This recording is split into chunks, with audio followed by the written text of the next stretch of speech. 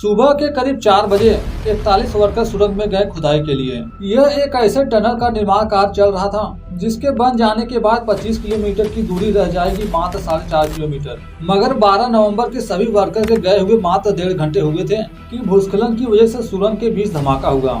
उस समय सारे वर्कर 1.5 किलोमीटर अंदर थे सुरंग के।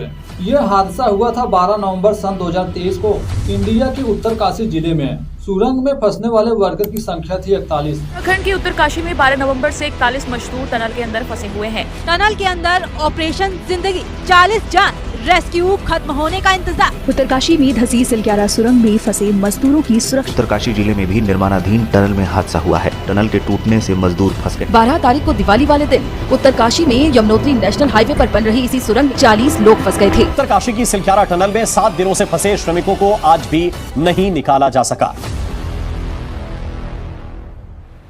उन 41 वर्कर के साथ आखिर हुआ क्या, ये जानने से पहले हमें उस टनल के बारे में बेसिक जानकारी होनी चाहिए। यह टनल उत्तरकाशी के सिलक्यारा तथा बरकोट के बीच बनाया जा रहा था। इस टनल के बनने से पहले यदि एक छोर से दूसरे छोर तक जाना था तो करीब 25 किलोमीटर से ज्यादा की दूरी तय करनी पड़ती थी, जबकि इस टनल के बन जाने के बाद दूरी मात्र रह जाएगी 5.5 किलोमीटर। यदि टनल की लंबाई की बात करें तो वह है 14 मीटर। हादसे होने से पहले टनल का 90% काम हो चुका था, जबकि बरकोट की तरफ से 1.5 किलोमीटर पूरी हो चुकी थी सुरंग की खुदाई। वहीं सिलक्यारा की तरफ से 2.5 किलोमीटर, जबकि बीच का 1.5 किलोमीटर बाकी था खुदाई के लिए। हर रोज की तरह 12 नवंबर सन 2023 को सुबह करीब 4 बजे बाकी सुरंग की खुदाई के लिए सिलक्यारा की ओर से टनल में प्रवेश किए।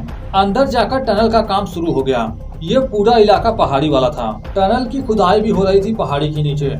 उस समय पूरे 41 वर्कर टनल के 2.5 किलोमीटर अंदर थे। इतने अंदर जाने के बाद ये नॉर्मल बात थी कि वहाँ पर ऑक्सीजन की कमी होने लगेगी। वहाँ तक सूरज की रोशनी भी नहीं पहुँचेगी क्योंकि टनल तो पूरी तरह से पैक होता है, जबकि बिजली तथा पानी 24 घंटे उपलब्ध रहता था टनल के अंदर।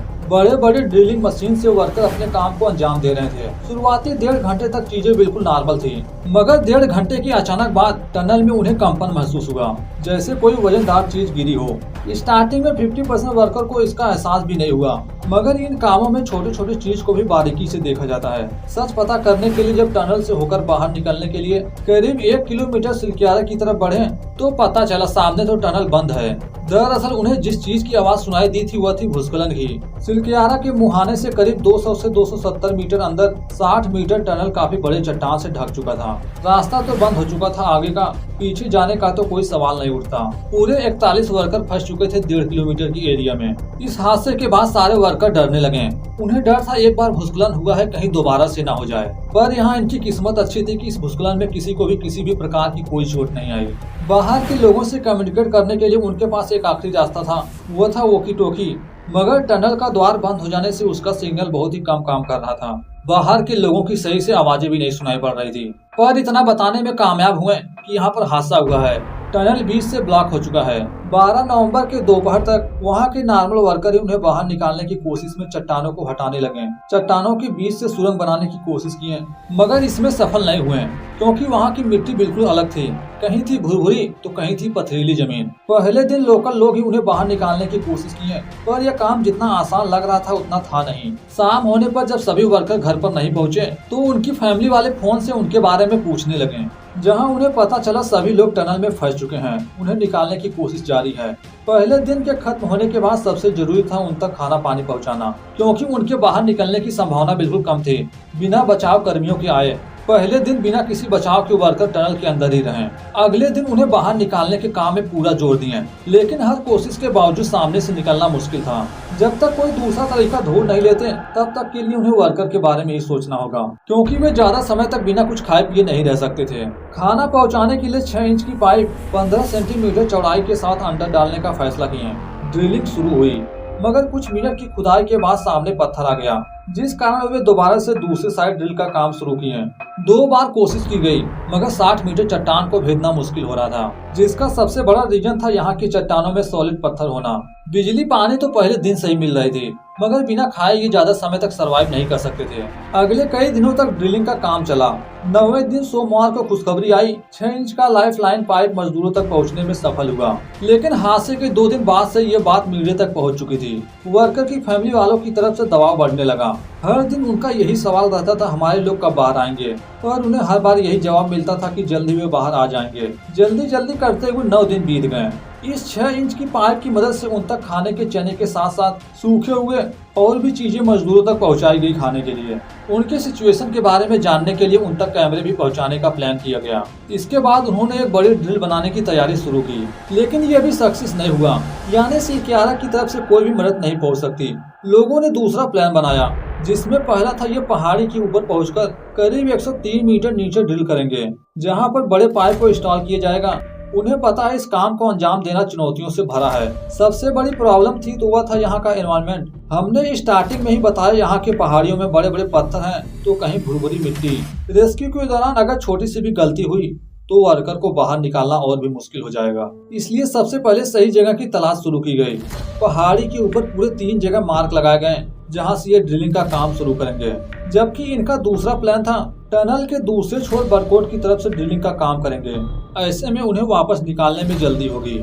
इस काम में मदद के लिए ऑस्ट्रेलिया के अर्नाल्ड डिस भी पहुंचे हैं, जो इस तरह के कामों के काफी एक्सपीरियंस थे। उन्होंने जब सारे हालात को देखा तो मीडिया को बताया, सुरंग से 41 लोगों को बाहर निकालना आसान नहीं है, क्योंकि यहाँ के पहाड़ियों की भौगोलिक स्थिति बिल्कुल अलग है।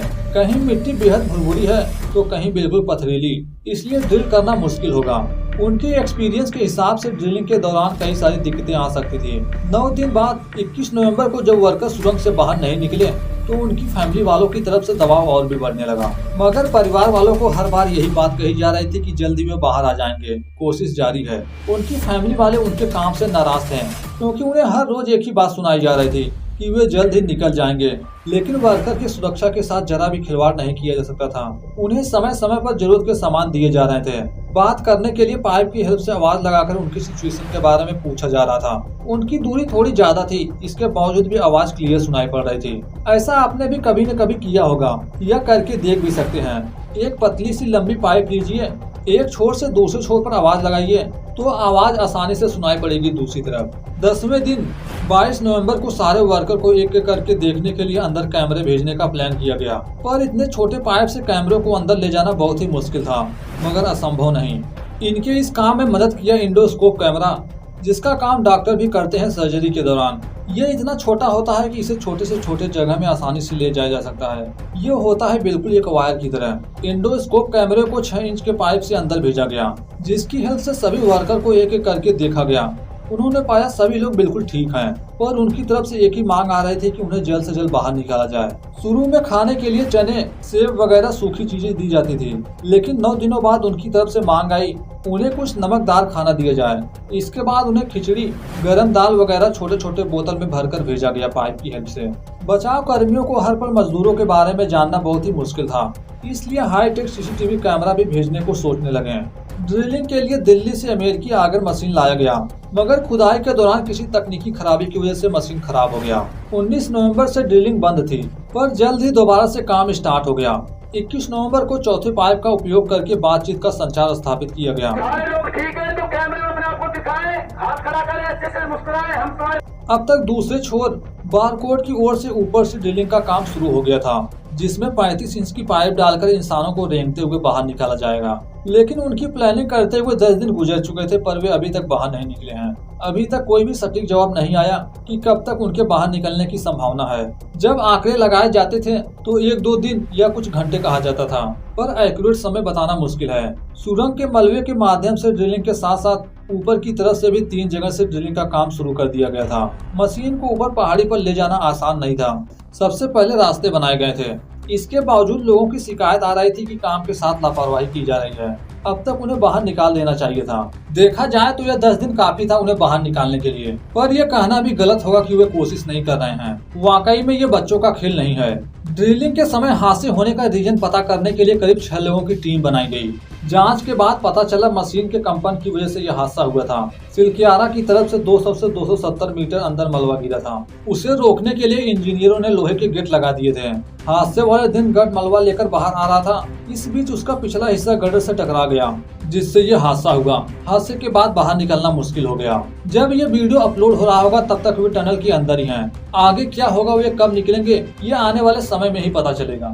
मगर जैसे जैसे समय गुजर रहा था, बचाव दल ने उस टीम से संपर्क किया जिसने 2018 में थाईलैंड के थाम लुआंग गुफा में छात्रों को बचाया था। यदि आप चाहते हैं कि उस पर भी वीडियो आए तो कमेंट में 2018 जरूर लिखें। अगर इस पर 100 कमेंट आए तो अगला वीडियो उसी पर होगा। जिस तरह ये वर्कर अपने काम को अंजाम देते वक्त प्रॉब्लम में फंसे थे, इसी तरह से ओनोडा नाम का सिपाही कई वर्षों तक फंसा रहा एक जंगल में जो मौजूद था एक आइलैंड पर, जिसके बारे में बात की गई है इस वीडियो में।